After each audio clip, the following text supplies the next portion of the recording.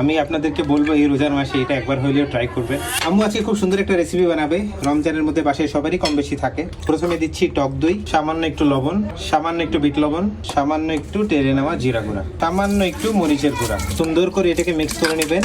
এবার অ্যাড করে দিবেন বুন্দিয়া। আমি আপনাদেরকে বলবো এই রোজার মাসে এটা একবার হলেও ট্রাই করবেন। আর কমেন্টে জানেন এটা বুন্দিয়া না বুরিন্দা, আমি নিজেও বুঝি না। দোকানদার বলে বুরিন্দা, আমি বলি বুন্দিয়া। আমরা বলি বুন্দিয়া, ঢাকার লোকজন মনে হয় বুরিন্দা বলে। ঠিক এখন যেভাবে সেইভাবেই খাওয়া যাবে। আর আপনারা চাইলে একটু উপর দিয়ে নিমকি দিবেন। দাঁতের নিচে যখন নিমকির বাইট করবে একটু সল্টি আর মিষ্টি, মানে ভাষা নেই। আপনারা খালি এটা বানায় আমাকে অবশ্যই কমেন্টে জানাবেন অথবা আমাদের গ্রুপে পোস্ট করে জানাবেন। সেই দই বুন্দিয়া, বিসমিল্লাহি ওয়ালা বারাকাতিল্লাহ, বেস্ট ইন দ্য ওয়ার্ল্ড।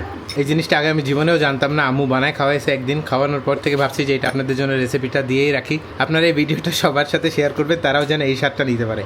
অসম্ভব মজা।